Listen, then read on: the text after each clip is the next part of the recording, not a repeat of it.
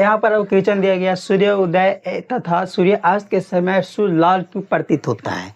कहते हैं कि सूर्य उदय और सूर्यास्त के समय सूर्य लाल क्यों प्रतीत होता है, यानी कि सुबह उठते हैं तो हम लोग देखते हैं कि सूर्य की ओर देखते हैं तो सूर्य कैसा प्रतीत होता है, लाल प्रतीत होता है। और जब संध्या के समय यानी कि शाम के समय देखते हैं तो सूर्य कैसा प्रतीत होता है, लाल प्रतीत होता है। आखिर इसका रीज़न क्या है, इसका कारण क्या है, आज हम लोग जानेंगे। ध्यान से समझने का प्रयास करिएगा, मैं आपको ध्यान से समझाने का प्रयास करूँगा।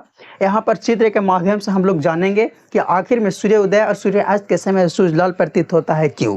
तो सबसे पहले क्या होता है कि सूर्य, देखिए हम आप लोग को समझा रहे हैं, जो सूर्य है देखिए यहाँ पर ये सूर्य है और ये पृथ्वी भी है, समझ रहे हैं, ये पृथ्वी है ये सूर्य है।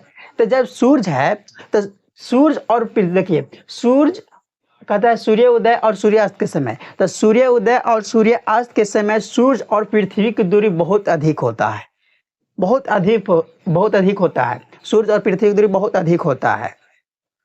सूर्य के जो किरण होता है, जो सूर्य के किरण जो निकलता है सुबह सुबह या शाम के समय, सूर्य से जब किरण निकलता है तो इसमें क्या रंग होता है, 7 रंग होता है। क्या रंग होता है, 7 रंग होता है। और जैसे ही सूर्य के किरण निकलता है तो वायुमंडल में, यानी कि वायुमंडल में पृथ्वी के बाहर क्या रंग, पृथ्वी के पर्यावरण में क्या होता है कि अधिक धूलकण होता है। इसमें कुछ है, धूलकण है। और जब सूर्य के किरण धूलकणों, सिंपल में समझिए कि जो सूर्य के प्रकाश जब पृथ्वी पर आने लगता है तो उसे अधिक धूलकणों से होकर गुजरना पड़ता है। क्या उसे अधिक धूलकणों से होकर गुजरना पड़ता है, जिसमें अन्य सभी रंग का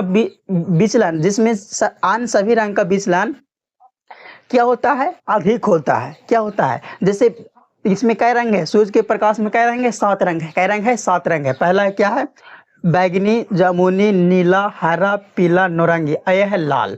तो ये जो इसमें 6 गो रंग है, इसका विचलन अधिक होता है। क्या होता है, अधिक होता है। और अधिक होता है तो ये लोग विचलन रहता है, सिस्टम कुछ होता है, मुड़ जाता है। और जो एक रहता है लाल रंग, उसका विचलन बहुत कम होता है। आप लोग हम पहले ही इंद्रधनुष में बोले थे कि सूर्य के प्रकाश में क्या रंग होता है, 7 रंग होता है। और जिसका तरंगदैर्घ्य अधिक रहता है उसका विचलन कम रहता है, और जिसका तरंगदैर्घ्य कम होता है उसका विचलन अधिक होता है। आप लोग यहाँ पर समझते हैं, ध्यान से समझिएगा, प्रयास करिएगा कि कहता है कि सूर्य उदय और सूर्यास्त के समय सूर्य और पृथ्वी की दूरी काफी अधिक होता है, और सूर्य से आने वाली किरणें वायुमंडल में अधिक धूलकणों से होकर उसे क्या करना पड़ता है, गुजरना पड़ता है, जिनमें अन्य सभी रंग का विचलन कुछ होता है, बहुत अधिक होता है। लेकिन लाल रंग ऐसा है जिसका विचलन बहुत कम होता है, और यह पृथ्वी पर आसानी से पहुंच जाता है। क्या होता है, यह पृथ्वी पर आसानी से पहुंच जाता है, जिससे पृथ्वीवासी को सूर्योदय में सूर्यास्त के समय सूर्य लाल दिखाई देता है।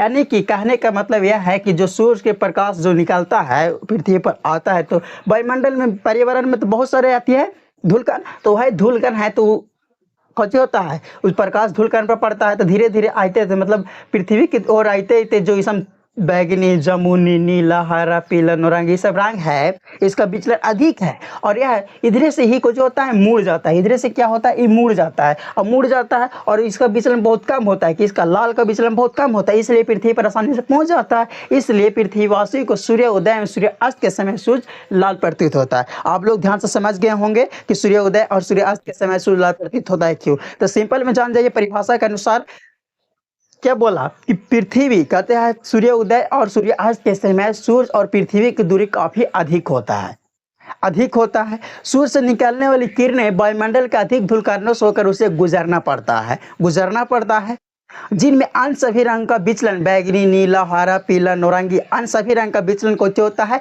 अधिक होता है। लेकिन जो लाल रंग रहता है उसका जो विचलन रहता है बहुत कम रहता है। क्या रहता है, बहुत कम रहता है, इसलिए पृथ्वी पर आसानी से पहुंच जाता है। इसका यही कारण है कि पृथ्वीवासी को सूर्य उदय और सूर्यास्त के समय सूर्य लाल दिखाई देता है। आप लोग ध्यान से समझ गए, चित्र के माध्यम से आप समझ गए, इसलिए फिर मिलेंगे अगले वीडियो में। तक धन्यवाद।